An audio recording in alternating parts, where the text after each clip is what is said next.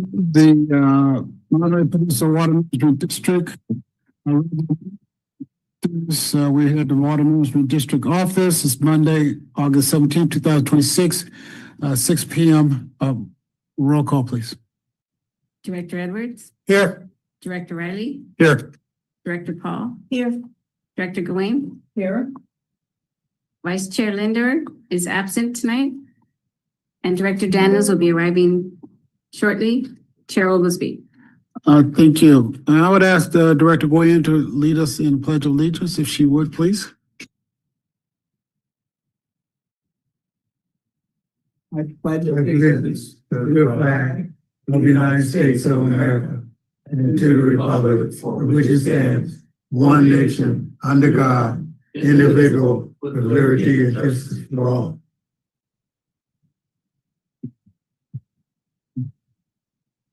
Okay, thank you. Next, we'll go to oral communications.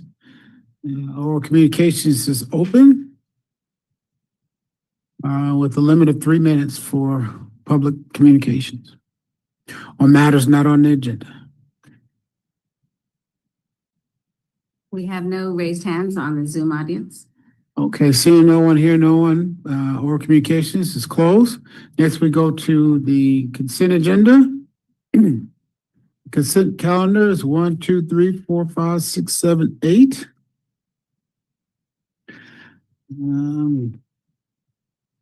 That consists of consent agenda. Is there any item that anyone from the dais would like to pull out the consent agenda? Mr. Chair. Yes. 2 and 3, please. Pull 2 and 3. Anyone else? Take it out to the public. Anyone else? Okay. What is the will on the consent agenda, which does not include item 2 or 3? Move approval. Second. You probably move second. Any public comment on our consent calendar? No public comment. Thank you so much. Seeing no one here, no one, public comment is closed. Bringing it back on the question. All those in favor, use the record sign of voting, which is aye. Aye. Nays have the same right. Abstentions? Hearing none, ayes have it, motion carried unanimously. We'll go to item number 2, which recommended an internship program approve accompanying resolution number 2026-09, providing workers' compensation. Director Edwards. Yes, the question is, how is that advertised out there to the college? Is that just to the college, CSUMB? Morning, Governor. Yeah, so this is direct internship. They will be open more, but we're specifically targeting the student program there we have established just to help us find these good people. I went through that program myself, so I know what. Okay. The paid one, is that open to the community or just out there to the college? So we advertise through the college. That doesn't mean that it's not open to the community. So the way they do it is they have an email blast that sends it out to alum and people who subscribe to this email blast. So I still get it. So you can see like no opportunities or opportunities to West End. So it's not, you don't have to be enrolled at CSUMB for the paid one. Okay, and y'all go through a selection. They go through a selection, right?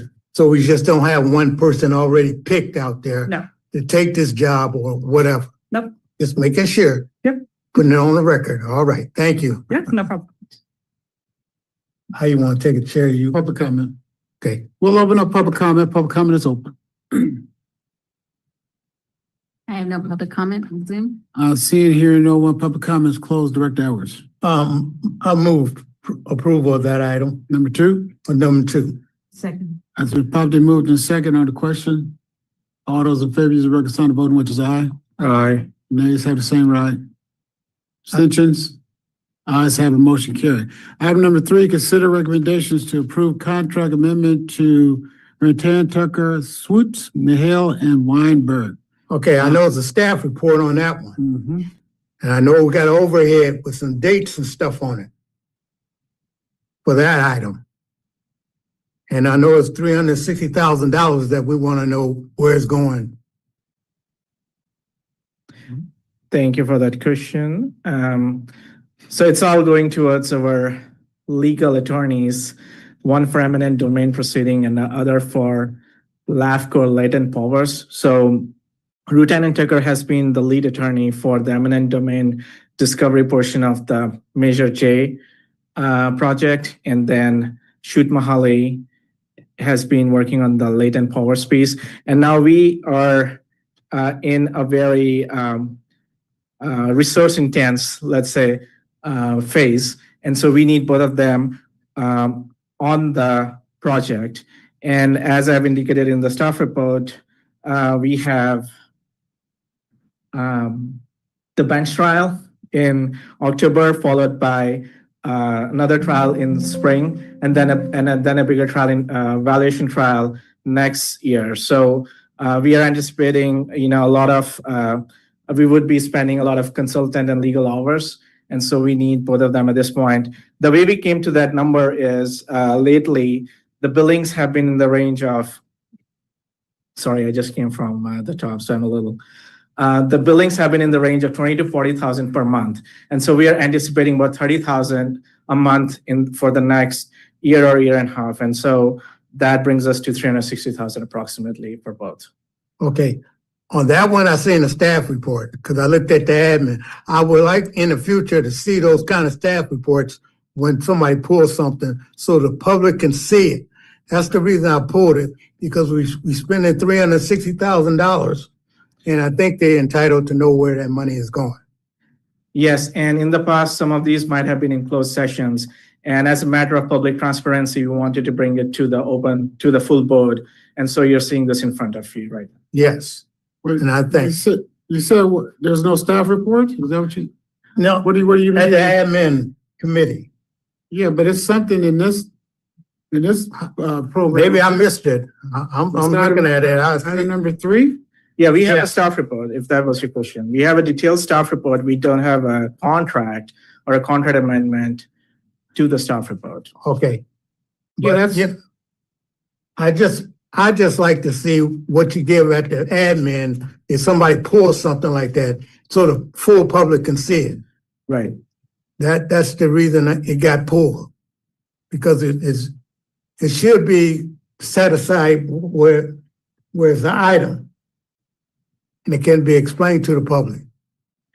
That's my point. So You're talking about it should be not in consent item. yeah, shouldn't be in consent. Okay, because it's a staff report. It's a staff report here. Okay, well maybe No, I'm saying you wanted to be in like an item to. Like an action item. You're Yeah, like- proposing it being an action item as opposed to staff report consent. is here. Then that's I where, want to see an action item that the Right. public can see where the money is going. yeah. And $360,000 on a consent makes me think, in the way it read in the front, how much and everything. Yeah, and the only reason I think it might have been on consent is because it was discussed at the Finance Administration Committee, and there was an opportunity for the public to provide comments there as well. But point well taken, this could be an action item as well for the full board. Yeah, I was wondering if I was going to keep it there and say, Derek Edwards is gone. I'm not gone yet. Well, I think the best, well, let's just keep moving. I think the best thing, if you guys at the committee wanted to be on action, then the committee puts it on action. It's not staff. It's definitely the people that's not on the committee. It's Well- not on us. But I think we get the point, which is at the committee level, you guys put it in action. Oh, yeah, because I will be sitting at home pulling it. That's right.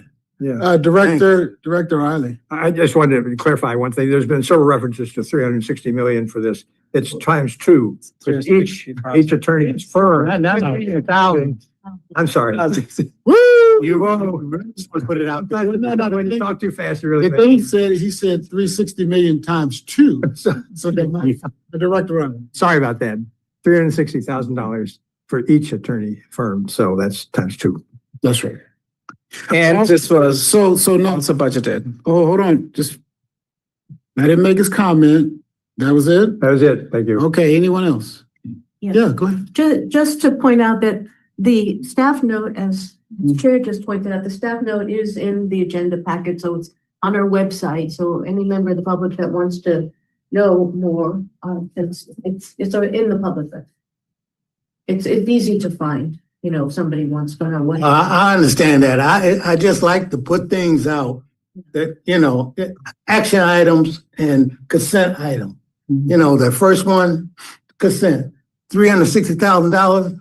To me, that's a little action, even though we repeating ourselves. But the information is good that the public knows. That's one thing. So. Anyone else? Public comment is open.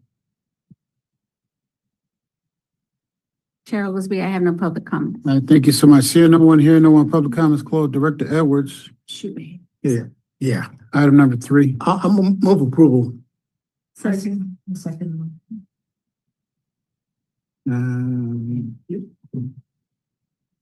The property moved in second, on the question. All those in favor use the rugged side and vote, which is aye. Aye. Nays have the same right. Abstentions? Here none, motion carried unanimously. Let's go on to item number 9, General Manager's reports. Thank you. This should be brief. It's the dog days of summer, so we're keeping it light on supply and demand primarily. Not worth reporting on rainfall.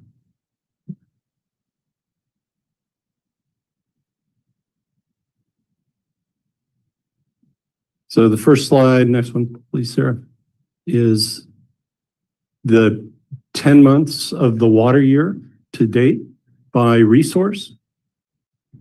And the only thing to point out here is we're still ahead of last year in total consumption. Again, totally related to our relatively dry March and April, which collectively were about 200 acre feet over last year. And so that doesn't account for the full difference, but we've been below in other months. The utilization, you can see on the next chart. Again, it's 10 months into the water year. And so you can see the Carmel River usage is at 77%, which is good. Cal-Am is performing now. I think the fisheries people would like to see a different balance between summer usage and winter usage, but at least they're using the water right, which is something we've been watching for the last 4 years at this point. And then you can see that Seaside Basin is what we will say is underutilized, but that's just to balance out the fact that they're trying to use all of their pure water Monterey water, and there remains a surplus of available supplies over current demand. And no storage has been utilized at all this year. Next slide. And that is the storage amount. It's unchanged from last month's report because we closed out the fiscal year, which is typically when we add water to the pure water Monterey reserves. And of course, winter was the storage to aquifer storage and recovery. And we've not recovered any of that. So everything's looking really good from a supply standpoint. And that concludes the general manager's report. We do have a couple other items under this broad topic. If you're ready to move to item 10. Let's see if we have any public comments.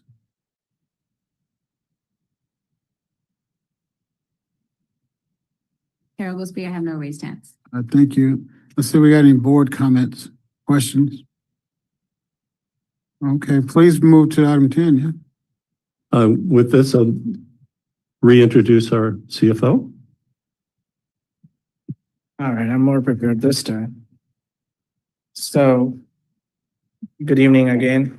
I'm here to recognize or highlight 2 recognitions on behalf of the district. And the credit goes to staff, management, leadership, and of course, everyone here at the board. I have 2 certificates. The first one is the Certificate of Achievement for Excellence in Financial Reporting for fiscal year ending 2025. This is awarded by the Government Finance Officers Association. And then there's a small badge here. It says issued faster than 82% of 2024 winners. So I guess we submitted the audit well before, before most other public agencies did.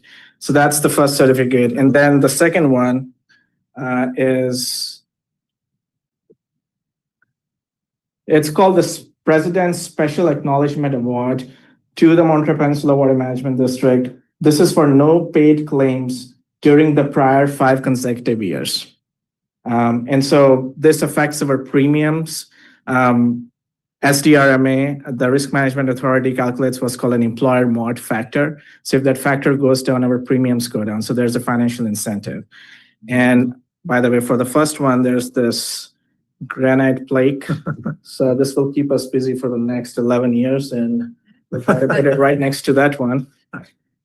So the first speaks to financial management. The second speaks to risk management. And the congratulations goes to all of us here. So thank you for everyone who contributed. Thank you. Any comments from the board? Yes, Director. I just want to thank the staff for their excellent work consistently over years now. It's very important. And I feel very lucky to have the quality of staff that we have. Thank you. Anyone else?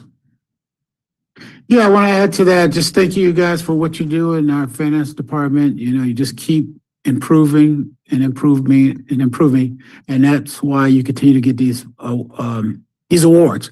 You know, if you took a step back in any way, they would have just not accepted it and they'd just wait for you to pick it back up again, but you haven't missed a beat. And so we appreciate that. We can tell the difference. So thank you so much.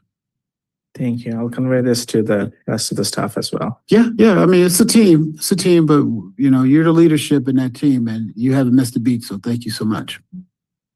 Yeah. Let's go item number 11. Results. No, they don't have no. Did the public want to congratulate our finance? Yeah. Thank you. 11 results for Summer Splash.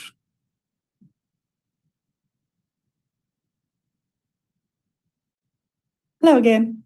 So good news, we went up in participation again this year. So we're up 12% from last year. And this year we added a section, how did you hear about us? So we have better data to look at where we should be funding more or putting more effort in. Still, our top 2 are the CalAM newsletter and the MPWMD newsletter that had a lot of participation from that. But the third one was actually Facebook boosting, which we only did a little bit of, but we saw a huge response from that. So we'll be looking at that data for next year and giving out our prizes for the winners in the next couple weeks here. Any comments from the board? Okay, thank you so much. Great. Let's go on to item number 12, report from General Counsel, District Counsel. Yes, thank you, Chair. So the report is written out on page 53 of your packet. A couple items I did want to highlight is if you go to our CPUC hearings, the general rate case, the district did file comments in the settlement agreement on the July 8th, 2026 with reply comments submitted July 23rd. Opening briefs on the overall application were submitted back in June. And a proposed decision is anticipated in October with the commission approval sometime before the end of the year. The CPUC acquisition rulemaking case here, California Water Association and small water claims water companies did file a joint application for rehearing of the August decision. We'll monitor that and provide an update if there's anything of substance there. Going to the City of Marina Coast Water District and the district's case against CalAM. This is item 4C. Here the parties were alleging that CalAM is proceeding with a desalination project of a smaller size in violation of the commission's order. The Commissioner Matthew Baker and Administrative Law Judge Gerald Kelly were assigned to this proceeding on July 7th. And CalAM did file an answer and a motion to dismiss on August 6th. A pre-hearing conference is scheduled for this Wednesday, August 19th up in San Francisco. We'll be attending that and have more details to provide thereafter. The last update, which we have agendized for today, is just talking about the cease and desist order modification. And I just wanted to make sure that we continue to highlight that schedule there, mainly being that written testimony is due to on Wednesday. And then rebuttal testimony exhibits will be due in September 18th. But we'll talk about that more later. That concludes my report. Any comments, questions for the district council? Director Daniels. So you mentioned that we'll talk about that later in the agenda. I just had a question about, and I'm sorry that I'm timber fire brain and all the other Car Week brain. Was it recommended that the county supervisor write a letter by August 19th? I do plan on attending and testifying on the 5th, but I have about 24 hours to knock one out if that is something that's recommended. You know, written testimony is always preferred. Okay. Because we think that that gives them more time to consider it.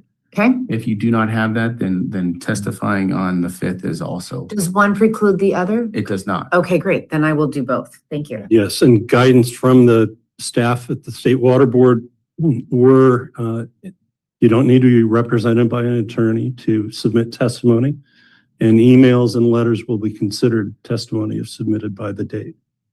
And then we, in our packet, will be including letters of support that were written before the hearing date was announced, just to ensure that they are treated as evidence in the hearing.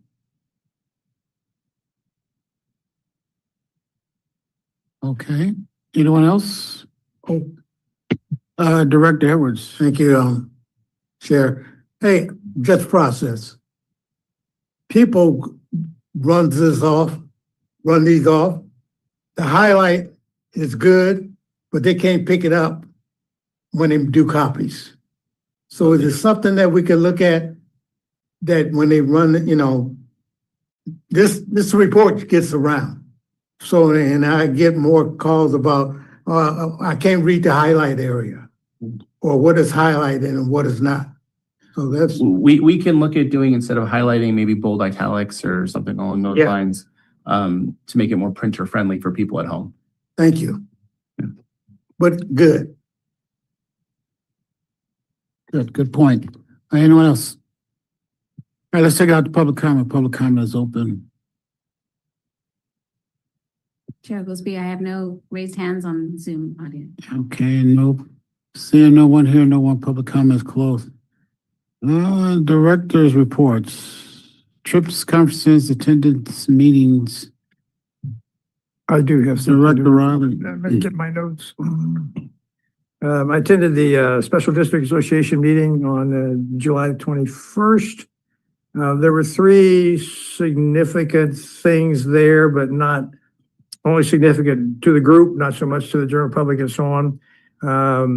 The state Special District Association is paying a lot of attention to Prop 4 that's on the November ballot.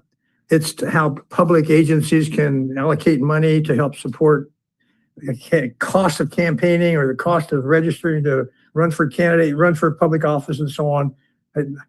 I don't think I have this, I don't have it understood yet. I think that's just, I read a title and that's kind of all I got from that. Anyway, the point of the Special District Association is they want to educate the various administrators of the Special District Association about what it means to them.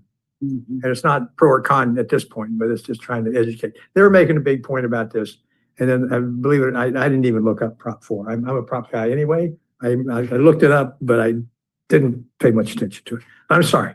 Those who know about Prop 4 know that the Special District Association want to educate people like us on just what it means and what the impacts are. The second thing is that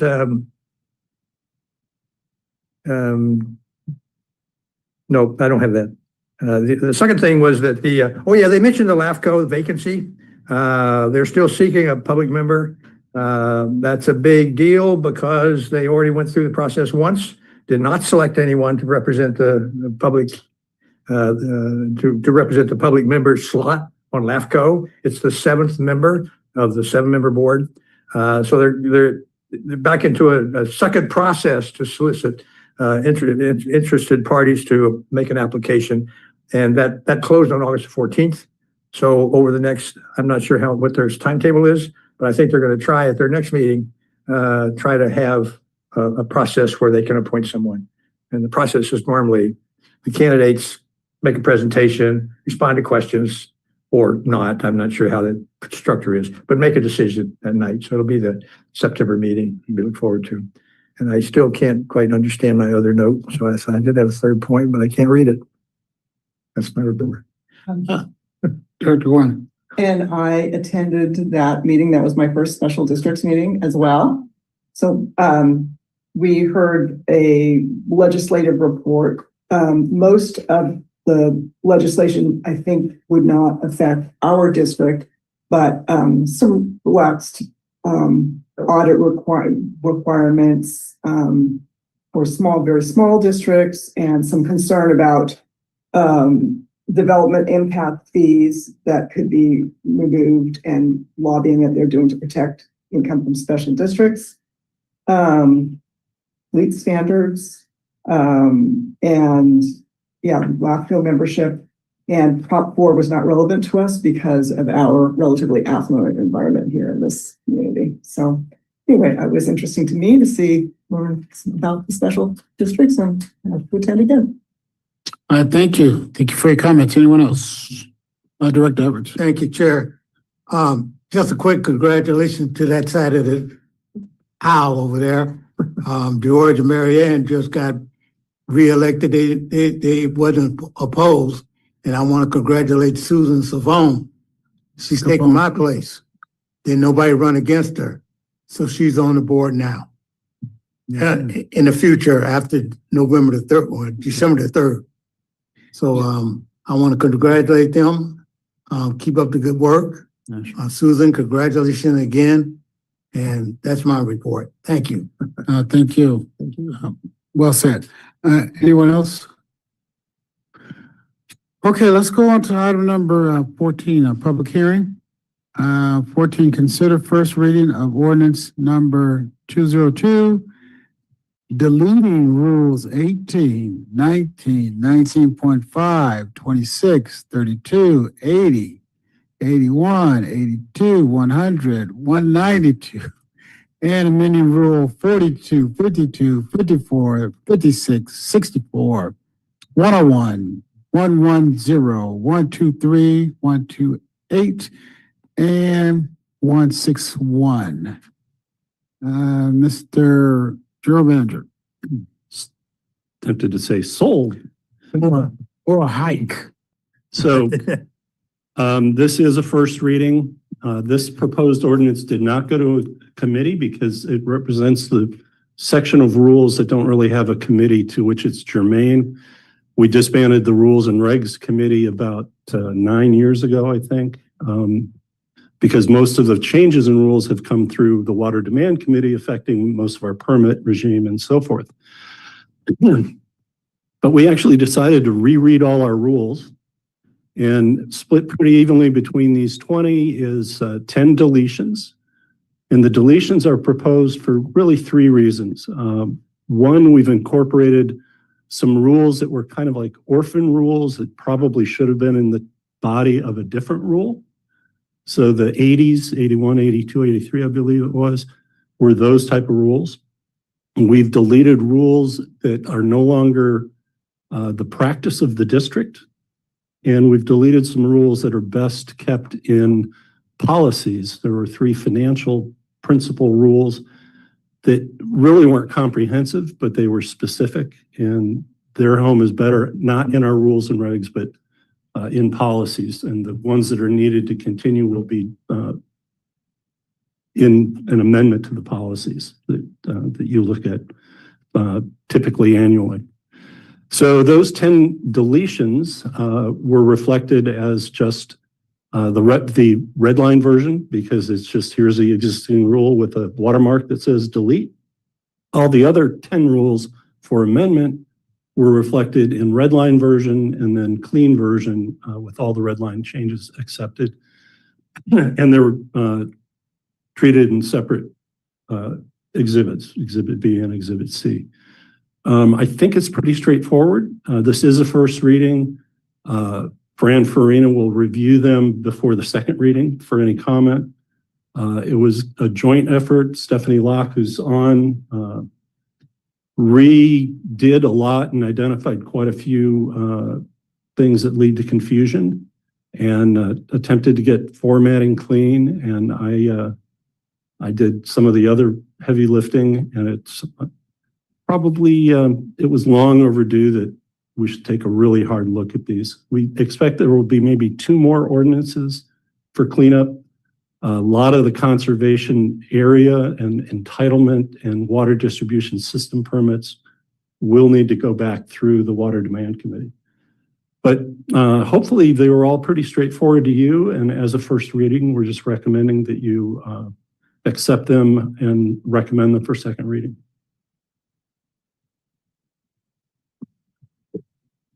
Are there any questions? Director Daniels and then Director Riley. Thank you, Chair. I'm wondering if, from what you just said, would you say that rules are not necessarily deleted from our policies? They now just exist in other places? So of the deletions, there's 3 that will exist elsewhere in policies where they're financial related and they really should be living with the financial family of things Okay. here. And then 3 others are fines and penalties related to metering your well, registering your well, and reporting your well.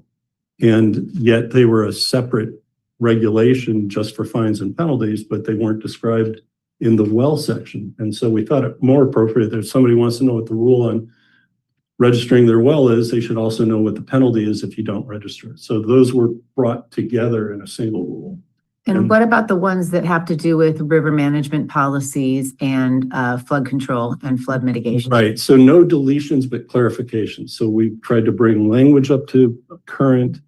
We had a couple of things about annual operations reporting that we haven't done for 2 decades, and some other things. There is a pretty serious, really only a rename, but of the one that used to say limitation as a title, now says limitation on district's role in flood, because we have no role.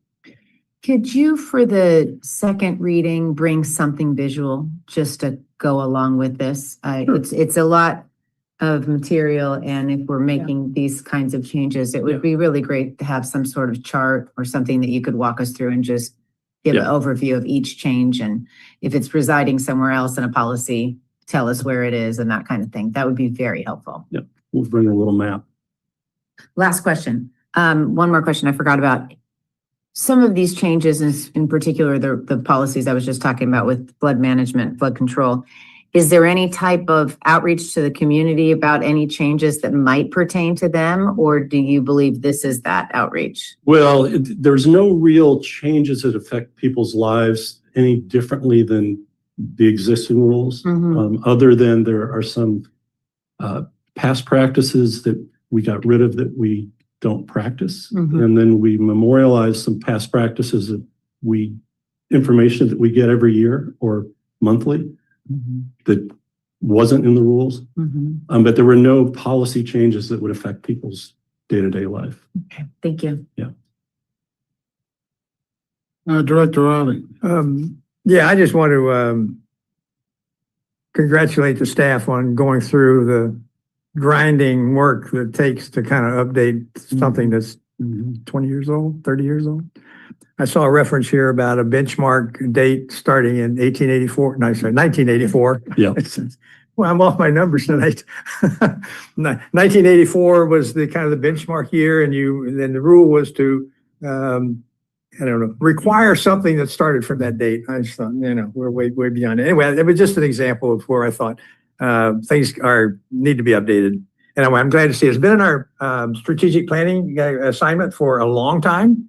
And I know it's always been, to do, pending, all that kind of stuff. And I know it takes a lot of time, a lot of work, but a lot of mental work. It's not just, changing numbers and so on. It's a lot of mental work to put something together so it makes sense to the people that need to enforce it, but also to explain it to the public when they have to. And anyway, I just congratulate you on this. And there's more coming, I know. So I'm glad. And there's a couple of things that we will do administratively that you won't see. For example, over time with the elimination rules, somehow rules 160 found their way into regulation 15, and it should be regulation 16. So the way our rules are numbered, they're related to the regulation. So rule 90 is under regulation 9. Rule 160 is under regulation 16. And somewhere along the line that got disconnected, so we'll reconnect it in the table of contents and so forth. But that wasn't worthy of bringing to you. But we know there's more coming. Yeah. So there's. Director Gordon, and then Director Paul. Thank you. If there's time, can I just ask a basic question? First of all, I want to say I think the markup worked well. I was able to work through it and understand what was happening, but I just had a lack of background on Rule 54 reporting. Wells not required to have water meters. So that has two sections. Water meters shall not be required for the following classes. So that's the we set up.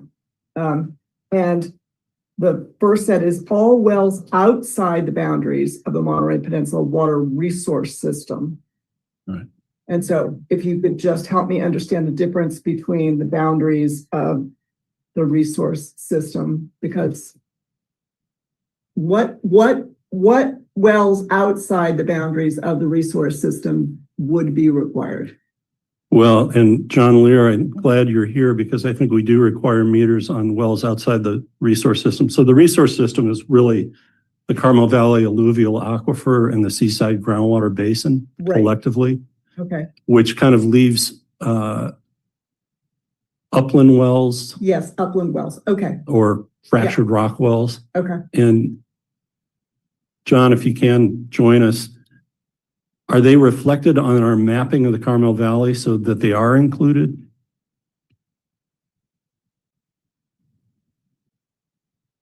Yep. There we go. Yeah, I'm sorry. My camera is giving me trouble. Can you guys hear me? Yes. Yes. Awesome. So it's wells that are outside of the Carmel Valley alluvium, wells that are outside of the Seaside Basin are in the uplands or miscellaneous areas. They're in the fractured rock areas. Previous to the 1990s, they weren't required to be metered. And so this is really wells that have been active prior to 1990 that have been reporting via a land use reporting method or something like that. Those don't require meters because they're effectively grandfathered into the system. We're talking less than 5% of the wells in our area.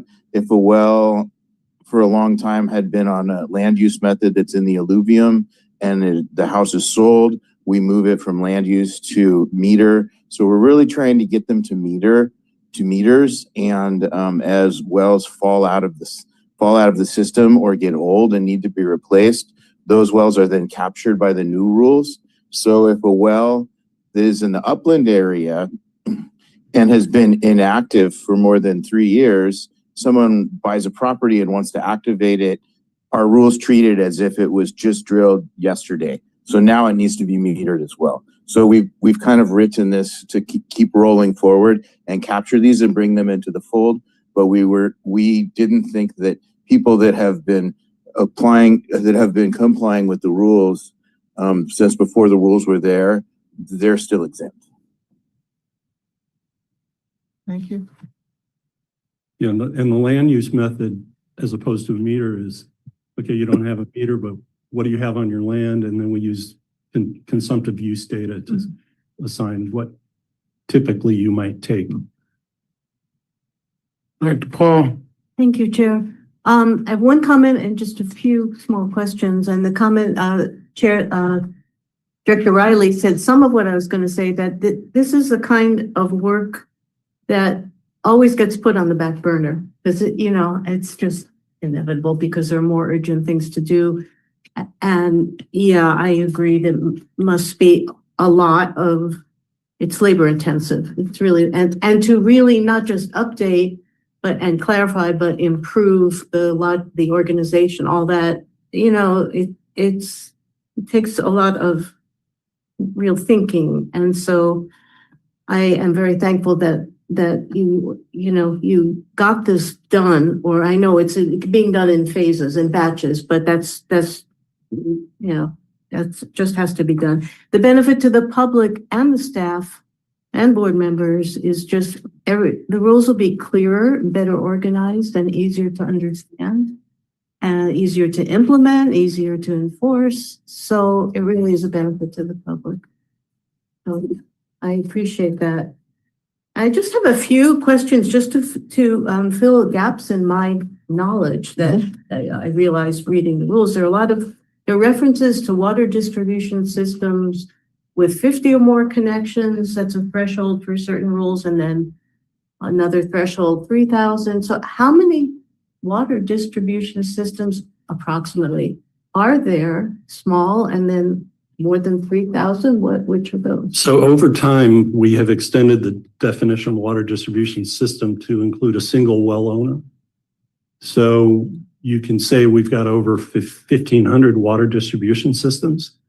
So the ones that we tend to require greater reporting on, other than the annual reporting requirements, are, for example, Kenyatta Woods, which is over 50.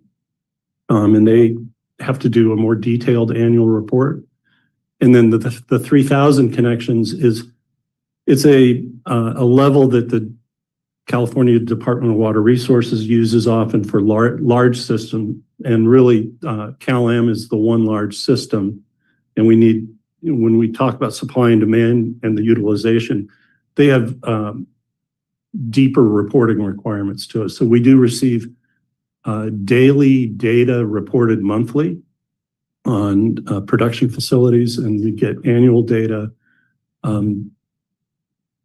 There's a deeper, broader requirement for large systems. In between those two is kind of the seaside municipal system. But there are knocks you right out of it, though, doesn't it? John, can you hit mute? So there are some systems that are 13 connection and so forth, and they really don't have much reporting requirement. So we tried to tailor it for the size of the system. Thank you. For the reporting on forecasts of water supply, I noticed in one rule, I'm trying to find it, here it is, rule 101, forecast of water supply. I know that in section B, I noticed that in the very last paragraph on page 95 of the agenda packet is where I'm looking. So it says you changed long-term to near-term. Okay, so it says the board shall determine if the water in resources projected to be available for use by each water distribution system is less than that needed to meet the near-term projected demands of that system.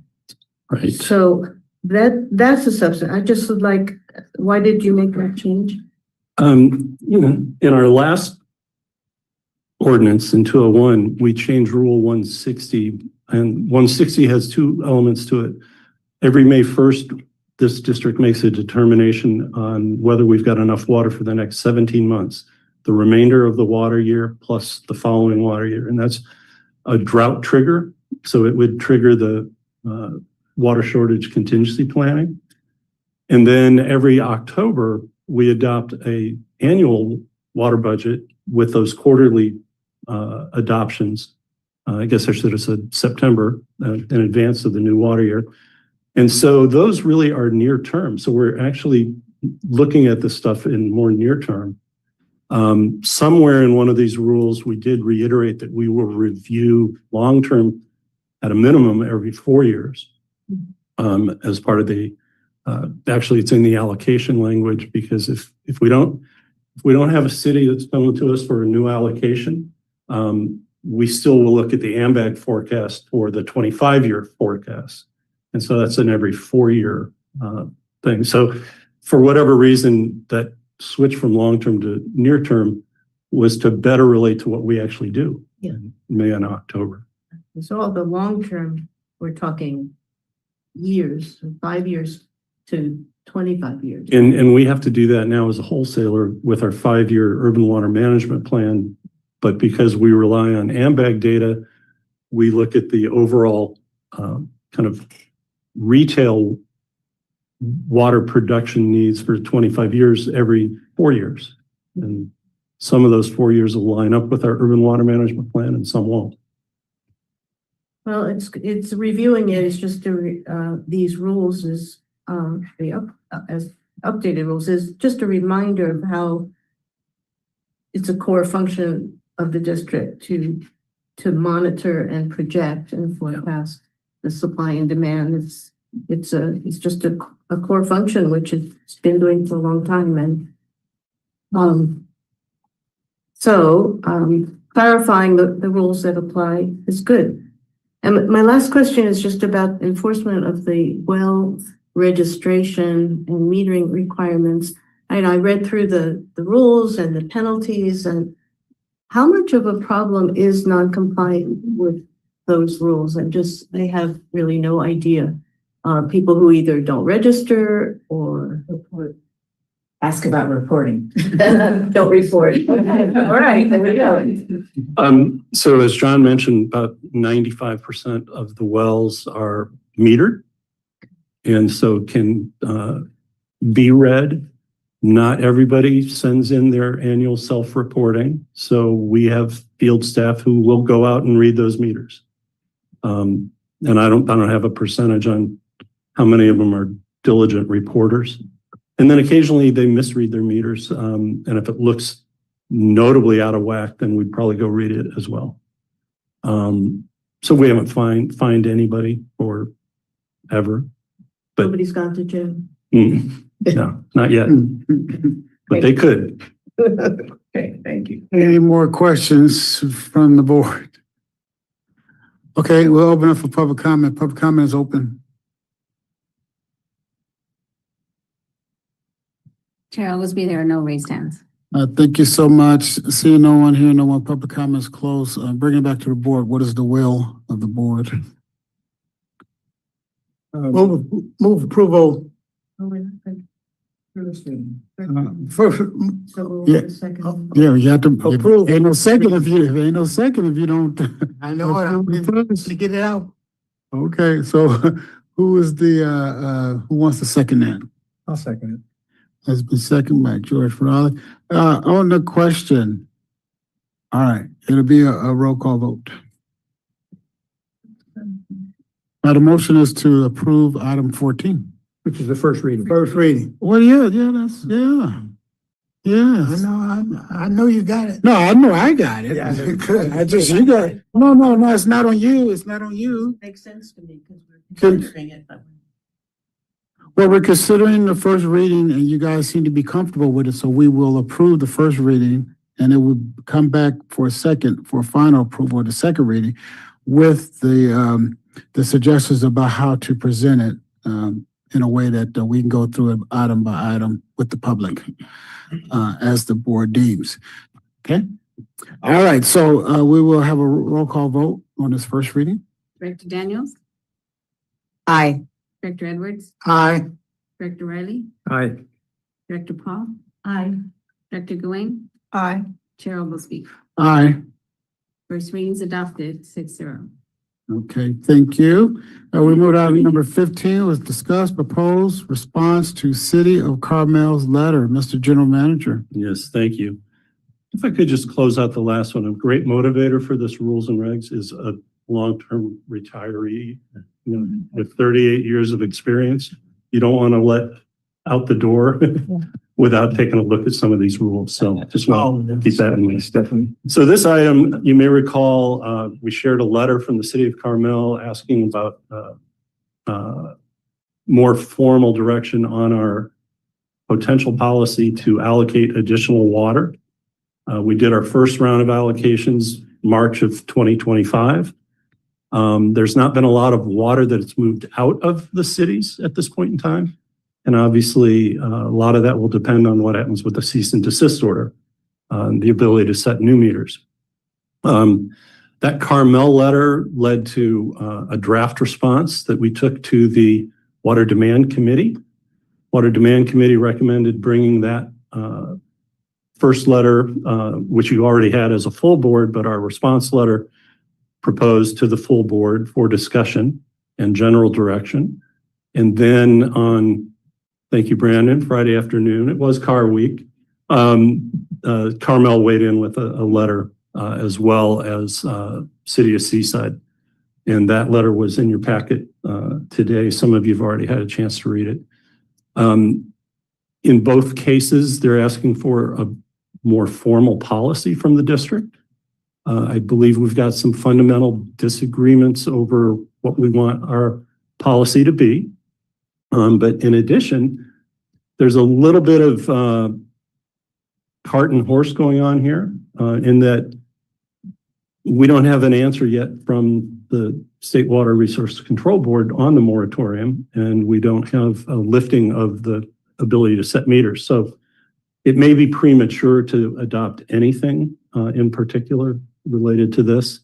But I thought it'd be a good opportunity. We've got 3 members of the planning establishment here, county and 2 of the cities.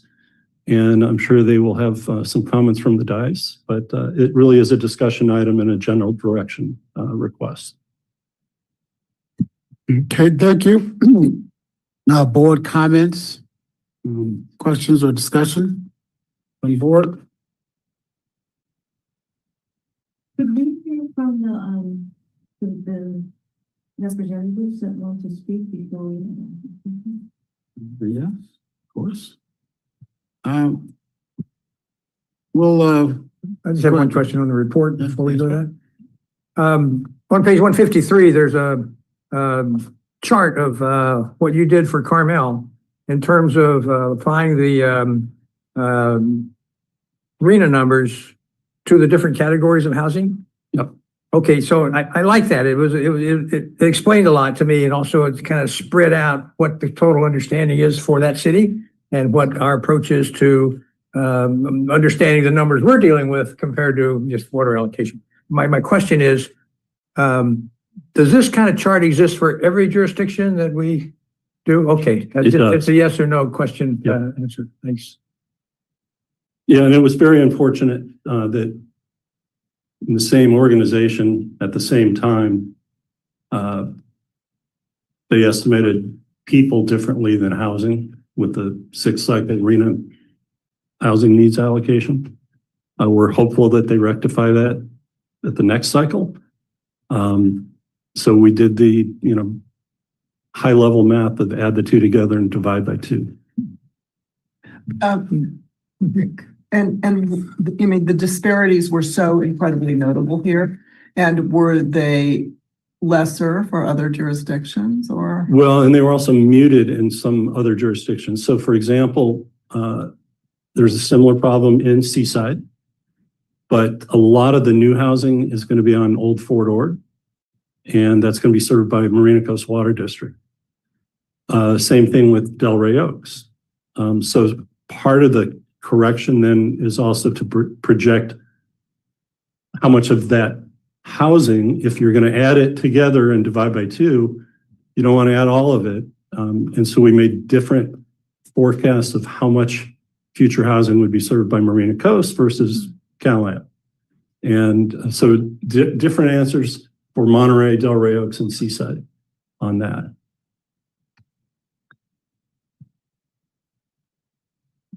Can I ask you to clarify what you're discussing? Are you saying that the housing element RENA allocations are higher than what you believe is needed? No. Okay. We're saying that AMBAG provides a population forecast, a jobs forecast, and frankly, a housing forecast. Okay. We use the population forecast as an indicator of future water use. Okay. And we use the jobs forecast as a proxy for economic growth, so non-residential water use. And then because the RENA cycle is every 8 years and the planning cycle is every 4 years, so the regional growth forecast. And the regional growth forecast, what its purpose is it feeds into the metropolitan transportation plan. Yeah. And, basically the AMBAG wants to say, well, if we grow this much, do we have the transportation infrastructure to support it? Different goal. Pardon? Different goal. Different goal. But that's why they forecast every 4 years. And so we use that forecast so that we can basically bypass having to hire our own economists with their own multivariate economic, econometric model. So we rely on theirs. So our population forecast is only as good as theirs. But by applying those growth rates, which are conveniently established on a jurisdiction by jurisdiction basis, then we're able to treat each city differently and say, okay, this is your projected growth rate. It's different than your projected growth rate. And that means your water future is going to be different by jurisdiction. So I'm fine with using it that way. Yeah. That I understand. My concern is the correlation between projected growth and water needs having anything to do with AMBAG's population forecast, because we currently have a deficit, right? So we have a large group of people who commute to our region to work here, who used to live here, who need to live here again if we're going to address our climate challenges and our traffic challenges. And so I just want to make sure that in what you're sharing right now, and I haven't been able to dig as deep into it as I would have liked to, is not that we're in any way projecting that the cities need any less than what those reallocations were, what those RENA allocations were. Well, for right now, we do have a number in between the two because first off, people use water, houses don't. But if you build 100 houses and you're projecting, well, let's take Carmel. If you build 349 housing units, but your population forecast is 39 people or whatever the number is, if you build the units, you're going to get more population. So we know that for those jurisdictions where their RENA number was higher in level than their population numbers, if they build them, it's going to err on the side of the housing number. But we also know that RENA is a aspirational target. It's not a requirement to build the housing. And most jurisdictions throughout the state will not achieve their housing target. So that being said, if they do, and we want, we're all like, hey, go Tyler. You say you want to get 3,500 new housing units in Monterey. Go. Let's see what happens. Yeah. But it's not all going to happen overnight. It takes time. It takes profit to developers. And so our whole water allocation policy surrounded who's going to really make a commitment to this growth. So let's see who comes in the door using water, and let's see who sits on that. And that's why we didn't allocate all the water there is to allocate, because it may not be needed by one city as much as it's needed by the other. And so before we go and hear from those jurisdictions, I just want to say what you just said, I think would be completely accurate for every other RENA cycle. I think the pressure that the jurisdictions are under in this cycle and what we expect to see in future cycles is very different. And I also think that if we're going to achieve the right kind of housing that we need, it's certainly that economic thing about a private developer building it, that can't be what we're relying on. So I think you do have the political will. You mentioned Mayor Williamson. I count myself in that group to really actually make some progress. And I think our hands are tied. I don't think we're going to have any choice. If we don't make the progress, somebody will, and it won't be the housing that we get to decide we want in our community. So, but yeah, so fundamentally, I hear why that justifies the first come, first serve. I do look forward to hearing from the jurisdictions, because I really want to ensure that our what are we, a district, Monterey Peninsula Water Management District, that our district doesn't unintentionally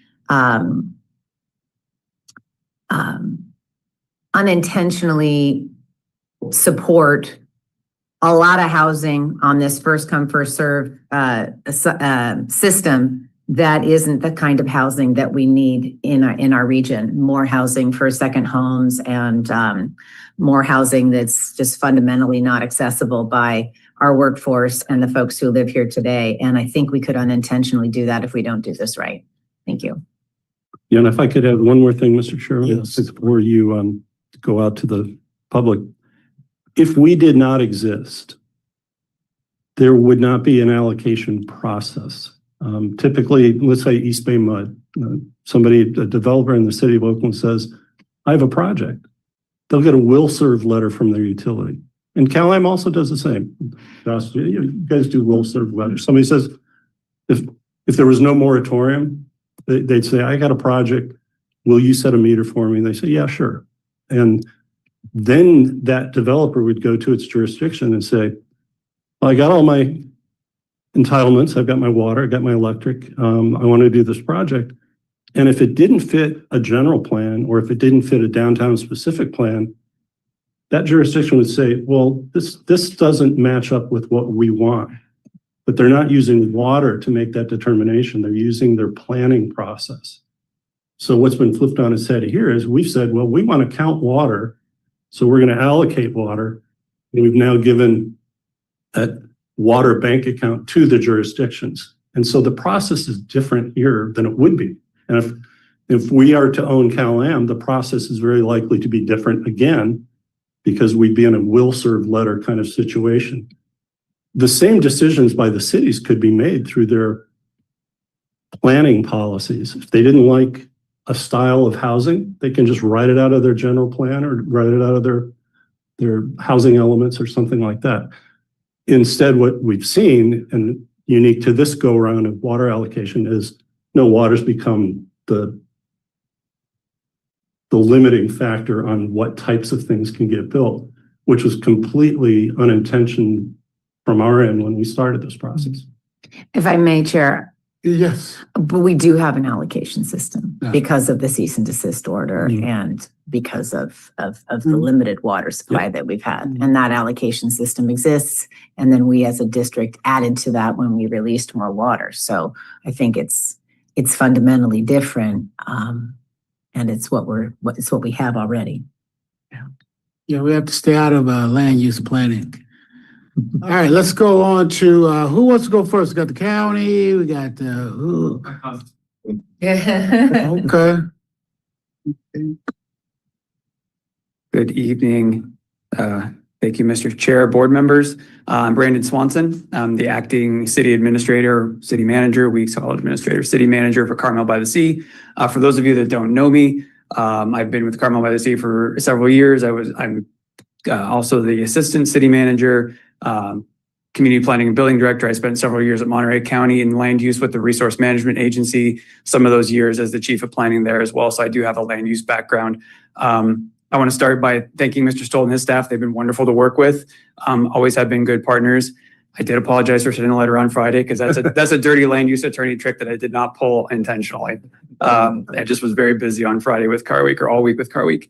So because I've seen too many long public comments, I'm going to cut to the ask.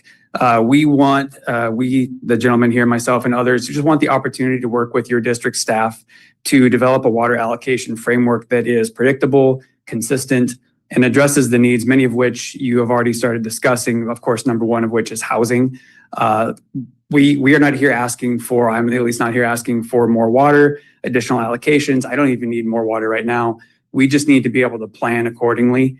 I understand that district staff are not land use professionals, and that's fair. They're water allocation professionals. We don't do that. We don't know how to do that.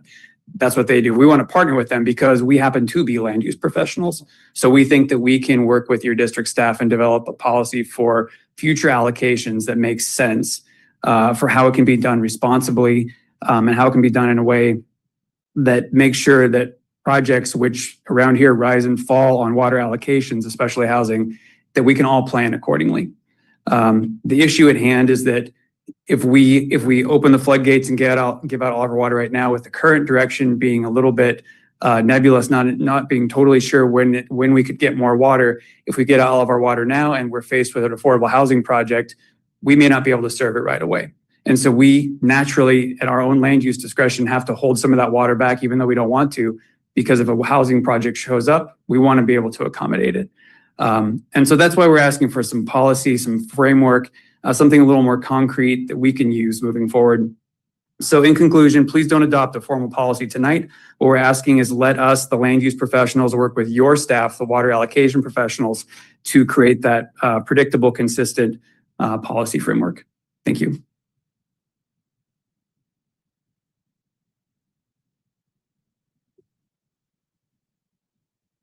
Hello, name is Andrew Myrick with City of, this is good as it gets. City of Seaside, thank you for taking the time to listen to our concerns about this. We talked a little bit about the table in the letter and the RENA allocations. Just to clarify, that was about how the amount of water that each jurisdiction received was calculated originally. The reason that this came to my attention, it's not about how much water we already received. That's kind of water under the bridge. That was back in 2024. This is about what happens next. What happens when we've used all of that water? Like it's been mentioned a couple of times, the water, from our perspective, it's like a bank account. We've received an allocation. It is a finite resource that we can only use to a certain amount, and then it's gone unless we can get more. And just like with a bank account, if you've got a bank account, you have money, and you don't know where your next dollar is coming from, you're going to manage that very carefully. You're only going to use the money on your top priorities.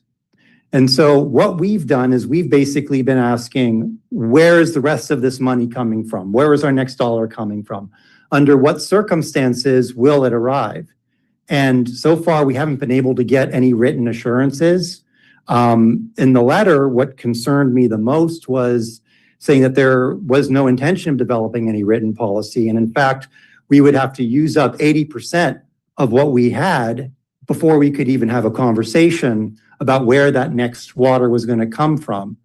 No one would spend their money in that kind of, if we're talking about bank accounts, you wouldn't spend your money if you were told that you would get more once you spent 80%, but we don't know exactly what that looks like. We're going to have to figure that out at that point in time. So, and it's often been asked, why aren't the jurisdictions using more water? And half of that is the CDO. That's a big barrier to the large projects, no doubt. And the other half is that we want to make sure that we're being strategic, because as of this moment, we don't know where our next water is coming from. So again, at this point, we're just asking that the board don't adopt this letter, because that forecloses on further conversation about having this. Instead, we would like for the Water District staff to meet with the planning professionals, as Mr. Swanson said, and try to put together a water program just so that we can plan for the future. And once we know that, then that helps us to be less, concerned about where the next water is going to come from. And once we know that, then it's a lot easier to allocate the funds. So thank you for your time.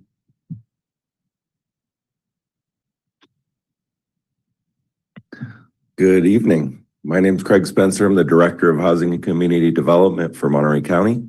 I want to thank Andy and Mr. Myrick and Mr. Swanson for bringing this to my attention. I did submit a letter on Friday, apologies. And I hope that you did receive that. Did not receive it. I can forward it to you. I can forward you that letter. I am here in support of the request that you put this to a committee. Technical advisory committee, I believe, is already set up to help figure out some solutions for certainty on where water will come from in the future. The way that the allocation was done, none of us argued. I can understand the difference between what is a projected actual demand, what is a planned demand that may not ever be realized. It's a complicated question. The way that the math was done gave us less than we need to meet our RENA. It's AMBAG growth forecast and basically half of the RENA numbers. So how do we meet our RENA obligations if we can at all? Maybe we can't, maybe we can. Everyone in a local jurisdiction through the housing element law tasked to identify what are the barriers to housing development. Water is a barrier to housing and development. It has been for a long time. The CDO is a barrier to housing development. Each one of us has a policy or program within that housing development that says we will work with the water management district to remove that as a barrier to housing development. So we each have an allocation that's less than we need for housing development. We have a CDO in place. Do we give the water that we're allocated, that's just less than what we need for RENA, without knowledge of where the next pot of water will come from, to anyone who asks for it for any project? And it's only the redevelopment of existing development on a meter. They already have a meter because they can't set a new one. So we're giving them the ability to expand, adding a table at a restaurant, adding bathrooms in a house. We're not building new houses with new meters yet because we can't. We could, I think the city may be in a similar situation. We could give away quite a bit of water under that circumstance. But then what? Where are we left once we give that water away? So what are we striving for, and how do we get water back, and how do we have some certainty that we'll get water in the end? That's really the question. I also want to thank the Water Management District for their involvement and cooperation. But I think adopting the letter that says we won't do a policy is a policy decision, and I'm not sure it's the right one for a water resource like water in Martin County. Thank you.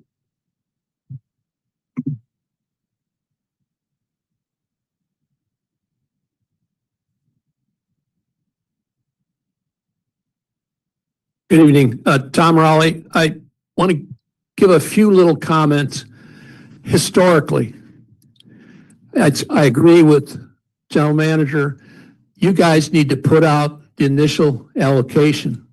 The last time this was really done, Mayor of Carmel was Clint Eastwood. And this group put a proposal. And one of the things that wasn't recognized is Carmel has few people, but a lot of businesses. And one of the things that Clint said, hey, where's our water that we need? And they sued over the last time you guys put this out. Now, there's not a lawsuit this time. Thank goodness there won't be one. But I totally agree. And I'm sure our board, MPTA, will agree with what the general manager said. You don't know what's going to happen with the CDO at this stage of the game. Now, whether we get a decision by next whenever, I would suggest tonight you might want to continue this item till January to have a feel on which way you're going on the CDO, because that's going to affect every damn proposed allocation. And quite frankly, AMBAG has been doing for at least 30 years regional planning on people based on a restricted water. I mean, we really haven't had any planning because we haven't had enough water to do diddly, quite frankly. So the point that you need to be from a historical thing, you're not in a position to make allocations for future water till you hear what the CDO turns out. So I would like to suggest you need to go back in history and look at what has happened the last time you tried it. It didn't work. And if you come out with something that's not going to fly, you're just going to wind up with lawsuits again, which the only ones that come out ahead in that are the attorneys. I agree on Monterey, Garden Road. One big project, which the school district took over, is basically 1-bedroom units. Your affordable size, working class, it's all school district people, MPWMD. It was totally occupied supposedly in December this last year. There's 4 more major reconveyances, reworking of properties on Garden Road that are anywhere from 60 to 80 units per development. That's about 300 or maybe more. If they had more water, they could build more affordable units. And that's what, now it looks like the desal plant may not be till 2029, unfortunately, instead of 2028. But anyway, this is something you need to look at till you have your water restrictions removed. So That's my recommendation, that you continue this item till early next year. Thank you.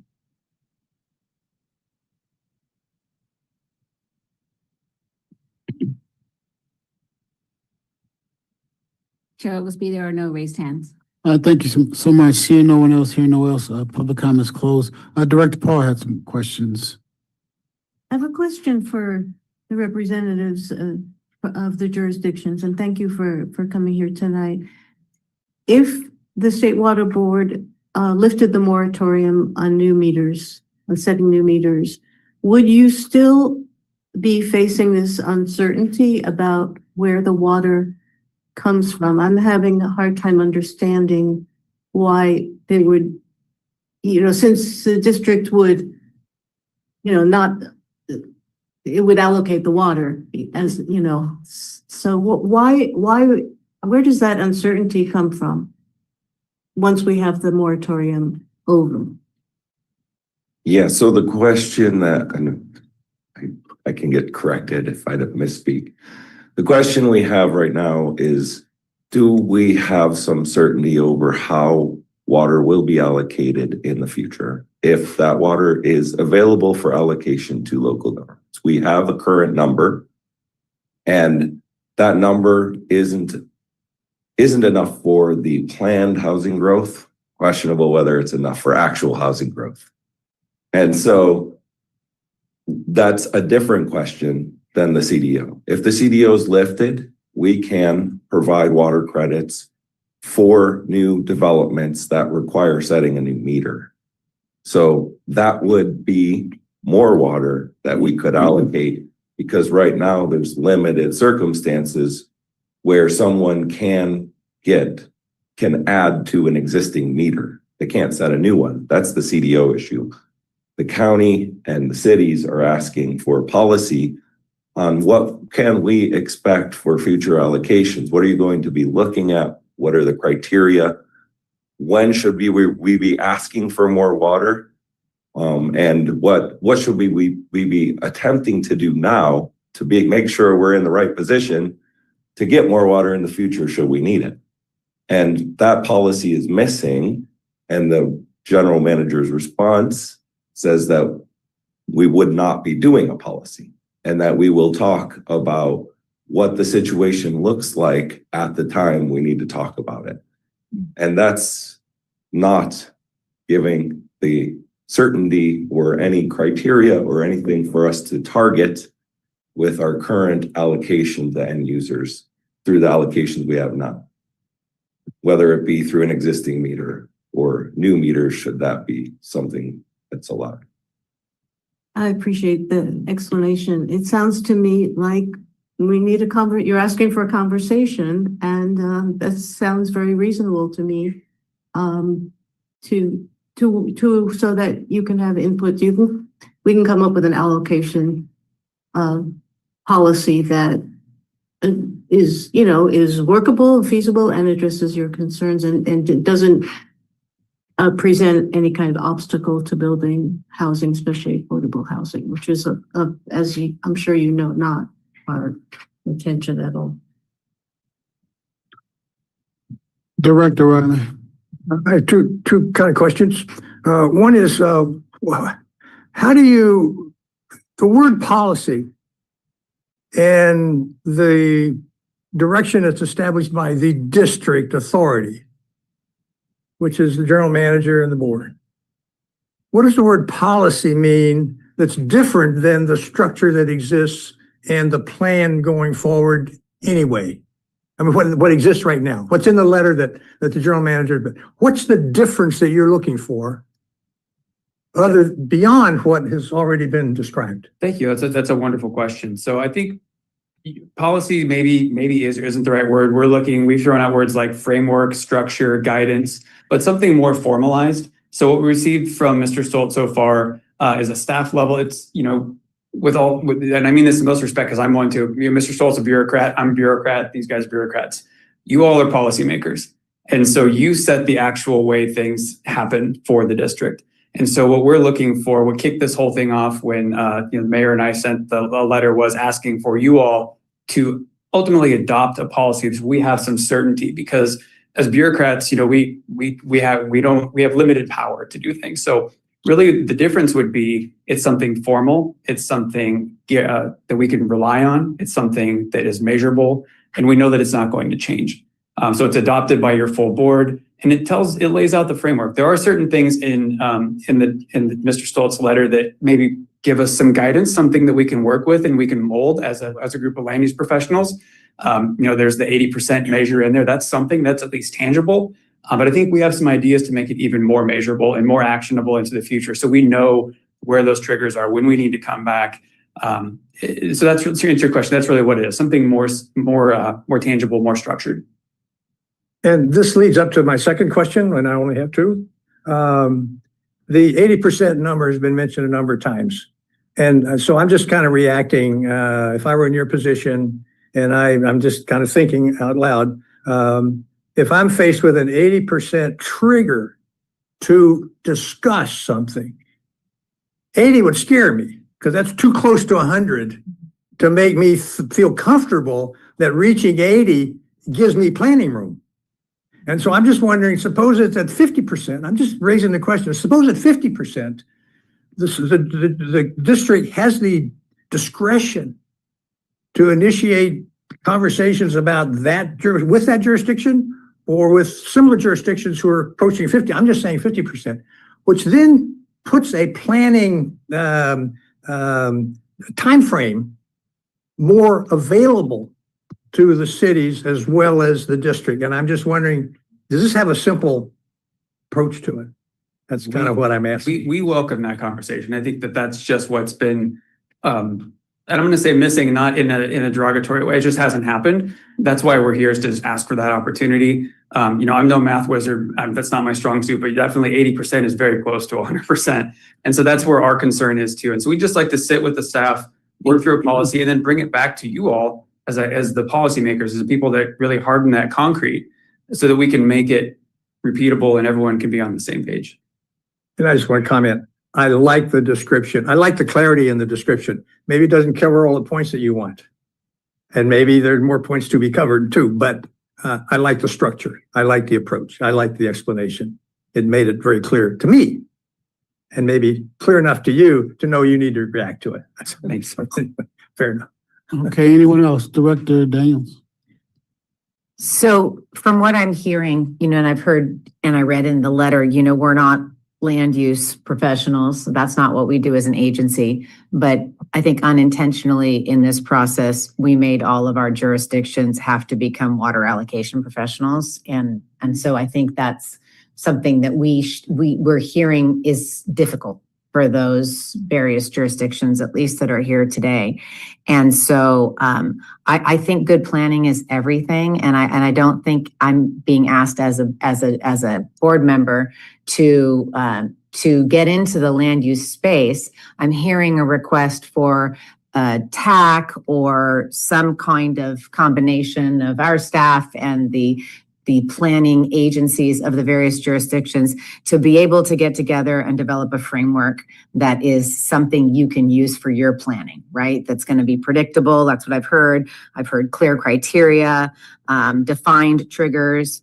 And so I just think, why not? And to some of the public comment, planning is always done in advance, right? Let's imagine that the cease and desist order is going to be modified and condition 2 will be relaxed. So we will be able to, at some point, someday, do this, do put new meters in, do increase density at sites and change the zoning and all the things that we need to have happen so we can build the housing that we need. But I'm 100% in support of working with the jurisdictions on this request through a TAC or a collaborative form of some sort to create this criteria and to support what this ask is here today. So I will add, if this group is getting together and some kind of effort is happening, I think it's really important that we also take a look at that AMBAG forecast that we're relying on. If folks are meeting, these are the jurisdictions where people live. everybody's covered by the group that is here today in our service area.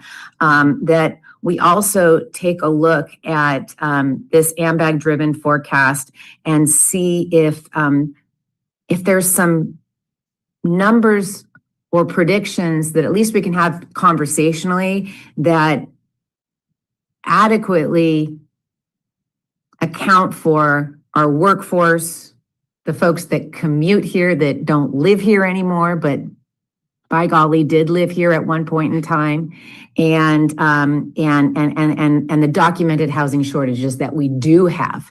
Because just looking at population growth based on new jobs and new economic growth is not where we are. That's going to be limited.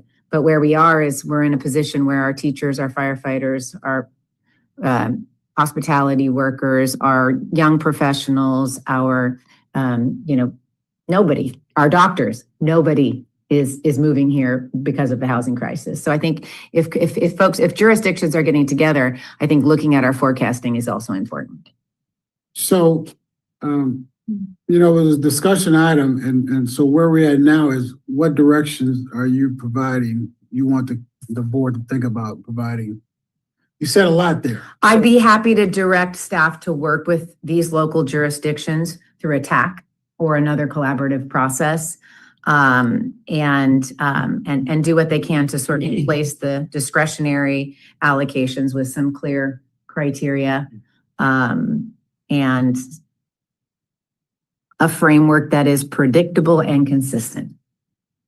Anybody want to just, what do you? Yeah, I also have the sense that a conversation, a consultation would be productive so that at the staff level, so that our staff understands the concerns you have, that you're dealing with better, and you understand the things that the district has to take into account for water allocation. So for example, as Dave Stoll has said, we want to avoid a situation where water that's available is tied up in an allocation with a jurisdiction that is not making any progress with building anything. And another is making progress and needs more. So that's where, that's a good reason to retain flexibility and discretion. So I'm sure you can understand that. So I'm probably talking at the staff level. I am very optimistic you could collectively work it out. Right, what we're doing is Director Daniels put out a sense of direction for our staff. But and so, no, I'm just saying that's where we're going towards. And so Director Paul, you added to that. I agree. Okay. And our staff being included is critical, and that's what. Well, they have to be included. We can only direct our staff. So that's what I'm saying. Right. What do you want them to do? That's staff direction. And then did you? I'm in camp. I'm in that camp. And then I know Director Edwards has comments. Yes, my comments is this. There's nothing wrong with looking ahead, looking forward. But when I seen the letter, he worked on his letter. I liked his letter, but he put that one big no in there that got y'all attention. That's what he didn't add nothing behind it. He just said no. So that got your attention. But I like the forward thinking that you're doing. But we're a little bit ahead of ourselves, a little bit too much even for me, because I would love to jump on this. But I got to see what that condition 2 or what the state going to do first and find out. So here's a little bit direction that I have for you. Years ago, we're going back, we used to have the PAC, the policy makers, and we had the TAC. And we used to get in this room and do the policies that you're looking for, we used to work out. And it took some time to work that out. It wasn't done in 2 or 3 months. It was probably done in some things in 2 or 3 years. But here we had a point that I could look at that 2 or 3 years because you're gonna work this through. And the general manager should come up with that plan on how we're gonna work that through. I love that y'all wanna get involved. So I know he'll work with you and work it through where we can get this, the policy. I'm seeing handbag numbers, I'm seeing what Reno numbers, I'm seeing, and he put it all under what, we'll look at this in 4 or 5 years. All that stuff has came up, and we're gonna come back to those timelines again, 4 or 5 years. I think we probably, you all probably can have a policy done in 4 or 5 years. Probably sooner. But I'm not saying rush it. Take your time and get it right. You know, I think Dave could lay out something and involve the whole pack and tack and see where we can get this policy.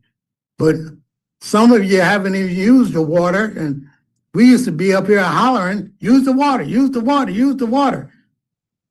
Now we don't have to because you want to use the water.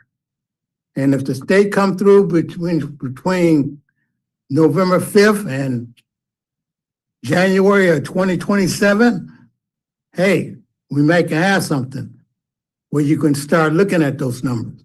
But I just like you, the GM, to make a plan that we can get everybody involved in it. Take your time and get it. Don't worry about Director Edwards rushing you. Director Edwards going to be at home trying to find the TAC meeting on YouTube or something, or the PAC meeting on YouTube. So thank you. I think we're all in agreement with the direction as laid out by Supervisor Daniels.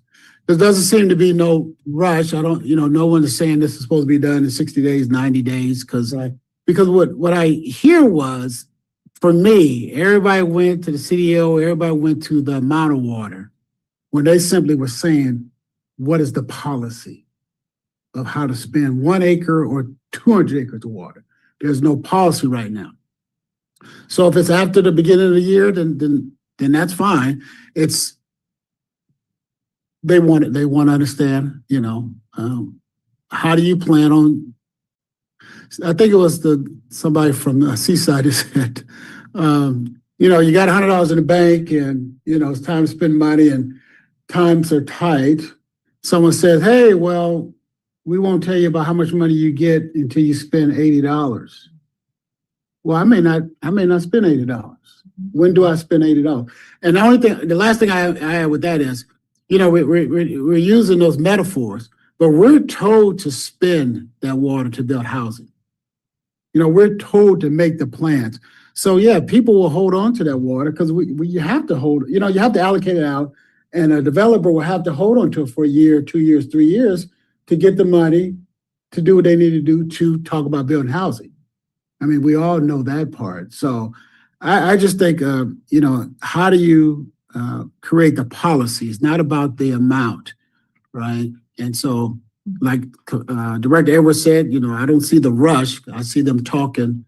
And so whatever time frame that is, not too long though. Yes. Yeah. We don't want no remedies. We don't want nothing like that. We don't want nobody because, all right. So we gave them a sense of direction. Just a General Manager. couple of comments while it's still front of mind with all of you. We did bring all of the city managers and planning directors here in September of 2024. You were told we're only allocating 33% of what we think you need. So necessarily, it looks like it's not enough to meet RENA. We also calculated fully if RENA numbers totally controlled and population did not, that we would need 798 acre feet to meet all the housing elements. We have 2,000 held back in district reserve. So we assured ourselves that there's more than enough water to meet a full RENA, which we're fundamentally distrusting in anyway. We're in the 4th year of the 8-year cycle, and there's been no units built. So where are we going to be at the 4th year of the next cycle? Probably at 10% of this cycle's units. We don't know, but we're very skeptical. But before the CDO, the 10 years before the CDO went into place and the moratorium, this community grew at 16 acre feet per year, actually 16.8. So over 10 years, that's 170 acre feet. Over 20 years, 340. We're talking about 2,000 acre feet that we're holding in reserve. We can meet the growth needs of the community, but they were told, we're giving you about a third of what we think you need. There's a disconnect between population and RENA. We're not convinced that all 6 cities in the county are equally committed to their housing fulfillment. And we would like to see who's growing faster so that we don't have a hoarder somewhere else sitting on water. So those were the elements of the policy. I am a little concerned that because many of our jurisdictions did create these buckets, and I don't want to talk about the buckets, but really the worry is if I meet my market rate housing bucket and it is empty, but I'm holding some water for affordable, and I don't have a foundation, I don't have a developer who's going to do it for free, and I'm not willing to donate the land to get a rate of return to that developer, that water for affordable will sit there unused, but they'll come back and ask for more water because they've depleted a bucket. So there's some skepticism about what the reasons for this outreach to establish an even firmer policy when we kind of laid it out for them that we have the water, we're giving you a third, and let's see who can grow. Are you finished? Yeah. I just want to say that what I'm hearing is those buckets were created because they didn't have the formalized policy. And the concern is that they will allocate the money, a project will come along that is one that is needed for the RENA, and the trigger doesn't exist to let them know if they expend X amount, which if there's this 80% trigger, but that wasn't going to be useful, that the triggers aren't in place to let them know when they can and ask for that money, ask for that water and get that water. So I almost think we're saying the same thing in a different way. And good planning, good policy is foundational to everything we all do. So let's let this group convene and have this conversation. And, you know, like has been said and is in the letter, we're not land use people in this agency. Well, we've got folks that are wanting to come and provide some insight, share their experiences, and help us understand how we can do this even better. And I just want to be supportive. And it sounds like that this group does too, that the directors do. So I think we move forward and do that. Any closing comments, Director Raleigh? Okay. All right. So I think we provided good direction to the general manager to move forward with these discussions. You know, if it needs to come back for a clearer direction, we'll bring it back for that. All right. So item number 16 is update on strategic goals and objectives. All right, I got that tonight. So appreciate this. Gonna end on some high notes here. So the board met on March the 6th. Kind of went through our next priority, our mid-level goals and our ongoing goals. And then we came back with for board approval on March the 16th, and we're here tonight to kind of give you a mid-year progress report. And so Sarah's pulled it up on the screen here for the highest priority goals. Goal number 1 was to seek modification of cease and desist order. I think we're doing a great job of that. You know, it's been, it'll be almost a year when we started to where we're going to get to the hearing. And we've been very persistent. So, you know, I don't know, without our persistence, if we would have been to this stage yet. And so, you know, we're keeping a lot of the things that you see in progress. And we'll see what happens with the CPUC if the letter, or if it is to get modified, to develop an advice letter. So goal number 1. Goal number 2, implement public ownership of the Monterey water system as directed by the voters. You heard Nichelle talk about the trial dates on October the 19th, you know, it's LAFCO and then the right to take. And so we're looking at that. Plan for financing, rates, staffing. You know, obviously that's a future action if those trial dates become positive. And then, as we've done in the past and what we're continuing to do is keep the public updated. So, Director Edwards really likes that. Goal number 3, collaborate protecting the assets in the Seaside Groundwater Basin. A lot of things we're doing right now are kind of behind the scenes, and collaborating with the water master and some of the other jurisdictions of some of the things we're trying to work on. So, like last month, we asked for the contract for the CEQA firm to help us get started on that. We've had multiple meetings with other stakeholders, so it's been really, really positive. Partially completed some of the, additional storage, like we did the drought reserve, 200 acre feet this year, plus finish the operational reserve. So that was partially completed, not totally completed, because we'd kind of like to see the ASR move forward a little bit more. That's still kind of ongoing. And as you can tell, as we do more and as we bring to the board more items in relation to the collaboration, obviously the public gets to be aware of that. So mid-level goals, made some good contributions there too. Implement state policies related to conservation as a way of life. So we just had a great conversation about long-term supply and demand forecasting. So I think that's in progress. We did the urban water management plan earlier this year. We had a bill passed to help us, let us enforce non-functional turf. So we made some great progress there. And as we move forward, we'll obviously keep the public informed as we, develop, programs for non-functional turf or washing machine rebates, things of that nature. Optimize ASRs, goal number 5, aquifer storage and recovery. And we talk with Ken Lamb all the time about what the infrastructure issues are. We talked about planning just now. We'd love to be planning to have some ASR 3 and 4 be operational for an impending El Nino. But it's not looking like that may be available this year. So we're going to keep working with them on that.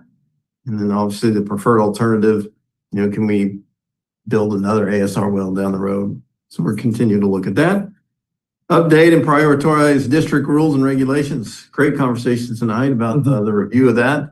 I think, as Dave pointed out, having Stephanie, just retire, but being a retired annuitant has helped us keep that, train rolling. Obviously, we want to simplify where possible. It's very complicated, as you guys know. And advanced Los Padres Dam alternatives. We haven't had a lot of interaction right now at this time, but, with the timber fire, we're aware that they're coming in, they're getting water out of Los Padres. They're just, some things now that are obviously kind of bubbling to the surface that we'll talk about hopefully at a later time, but just not today. And the last couple of things, it's really been positive. The protect, enhance, and maintain the district's financial health, getting recognized for your financial accounting and your transparency is awesome. Do a great job there. We've implemented a lot of new policies, budget management, things of that nature. So really doing a lot of work there, and a lot of these goals were accomplished. And then provide ratepayer advocacy. Mr. Laredo talked about our ongoing efforts to advocate on behalf of the ratepayers, through the rates process at the CPUC. So really doing a great job. I think, since March to August, I think we've accomplished quite a bit, and we still have a few more things to go for the end of the year. So open to have any questions. Thank you. Any questions? Director Gordon. Question, if I may, about the goal number 7, where it says continue working with County Water Resources Agency on flood safety study, and that has been accomplished. Was that a general flood safety study, or was it related specifically to Los Padres alternatives? No, it was a general. So you may have seen, I think there were 6 or 7 alternatives put out there, some of which were very expensive, some of which were not. A lot of it relates to how the geomorphology of the riverbed has changed with the San Clemente Dam being removed. But it got kind of lumped in with some other studies that were requested as interim follow-up studies to the Los Padres Dam alternatives analysis. So not really Los Padres specific. And that was the whole Paso Hondo area and the basically Dampier ball fields, the two floods in 5 years. So the county got some money and we participated with them in looking at these alternatives. And then did it identify action steps? Um, Have they been taken? Well, that's what were identified were kind of physical alternatives, not all of which I think are really doable. But Settled on one. Okay, okay. We're working on it. Okay. yeah, And Thomas Christensen has been amazing. Okay. We'll learn more about that another time. Good. You done? Yes, thank you. Okay, Director Rob? Yeah, a quick question on the same point, number 7 on Los Padres Dam. The last comment here, it says possible change the petition to water rights. I just want to make the connection. Water rights might change if the dam is demolished. But if it stays in place, is there still a water rights issue? well, there could be only from the standpoint that the place of diversion has changed over time, and it's changed through letter agreements. You know, the initial idea was you retain it at Los Padres, you release it, you pick it up at San Clemente. Then San Clemente direct diversion was pretty much eliminated in around 2002. And so then it was pick it up at any of the downriver wells. And so, and there were directions by the state to say, hey, we want you to not use the upper valley wells in the summer in order to keep a wetted front further. So we want you to use the lower wells. So over time, the point of diversion has been shifted, but not formally through the water rights process. So conceivably, even if you leave the dam in place, that could get more formalized as to the point of diversion. I'd prefer to just leave it as it is for now. Yeah, I'm not it's sure pretty that well changed. I just understood. wanted to understand. Was it just, if it stays, there's no change. If it comes down, there is change, but there's change in either way. That's all I wanted to know. But if you took it down, then there's no pooling of There's no the, diversion point. right. And so then you have to consider, well, wait a minute, our alluvial aquifer fills every year, even in dry years, typically. And usually it holds about 7 years worth of Calam's main water right, the 3376. So you could easily make the leap that even without the dam, the state should guarantee that same legal water right and just change the point at which you collect it. Okay. So, you know, that's a future conversation once an alternative is chosen. Fair enough. Yeah. Fair enough. That's all. Thank you. And to take it down is over $100 million. Yes, So, it's like 180 million best case, and it's I just say that, General Manager, because that helps people to say, let's not talk about it. exactly. Because, you know, until you have the money. You kind of want a real answer on your desal plant and your dam separated by many, many years. Okay, anybody else? Let's go out to the public. Any public comment on updated strategic goals and objectives? All right, so let's go to 17, update on Citizens Water Panel. Mr. General Manager. All right, got that one too. So, August the 7th, Yes. Friday, August the 7th was our first meeting. Yeah. We had 11 of our 12 attendees in attendance. And the one person notified me that she'll make the next one, just had to be out of town. What we did is we had the participants introduce themselves. We had our staff introduce ourselves. And then what we did is we did a brief overview of each division, each department for the water district. And then there was some great Q&A from those overviews. And then luckily Sarah was last and she videotaped hers and it kept us on time. There was so much Q&A. It was really, really positive. A lot of good information being exchanged. Then we handed out a schedule for the upcoming meetings. And so we're looking forward to the next meeting on November the 6th. So we're going to touch base on maybe some ASD issues and Environmental Resources Division. And we'll take a tour of the Sleepy Hollow facility later that morning. So had some great emails in exchange for the information. We put all the presentations together. We sent those out to the participants. So I thought it was really well received. Yeah, and I think the Chamber's government affairs person is going to write up a little couple paragraphs and put it in their next Chamber newsletter. So a good diverse set of views and very civil. Any board comments, questions? Anyone from the public? Okay, all right, let's go to item number 18, update on CDO. Well, we've covered a little bit of that. I just want to let you know that our testimony has been written and it is ready to send. We didn't want to send it in too early in case it might get posted on the State Water Board's website for this purpose. Chances are they wouldn't have, but we didn't want to divulge our testimony and give others advance notice of it. So we will make that available to you. Either you can request that we send it out to the board on Wednesday, kind of simultaneous with the filing date, if you would like it that way, or we'll just put it in the packet next board meeting. You want to see it? Yes. See it Wednesday. So I'll send it out without the attachments because with attachments is about 300 pages. About 22 without. Question. Is this still going to the Deputy Director of Water Rights at the State Water Resources Control Board? Well, it is. They have two specific email addresses to send to. Okay. That are very generic. If you would like that. I would we'll get love to that. you. Yeah, thank you.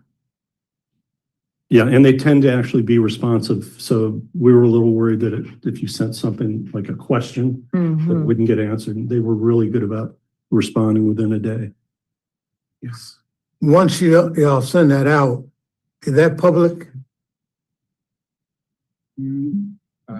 That wants to send a majority, yeah. Yeah. Once you submit it to the state. To the state, and because I know this community want to know what, Yeah. what's going on. Yeah, And I know They plan on posting it and it would be available for review from everybody. okay, how about us posting it where, going through the state and. Yeah, we'll put it on our website, and I think Let me just jump in there, Chair. Yeah. German. Post it, but maybe you have a little preamble so they can understand it. yeah. Right. So just, hey, this is a legal document. Why don't you just introduce it a little bit? Since it's a major case, that's all I want. No, I'm just saying, Yeah, then you could post his. That Right. makes sense. That way everybody can know that. Yeah. I know everybody getting excited about this. So. Keep them informed as much as we can. Jim Manager, was that it? That's it. Okay, all right. Informational item staff reports and remaining staff reports. I just want to compliment the three public agency reps over here. They sat for an hour and a half before they had a chance to say anything. That's right. But they're used to public events, sitting with public meetings like this, so they're used to it. Anyway, just noticed. Any other comments for items 19 through 26? Okay, there being no further comments, no further business on this agenda. This meeting is adjourned.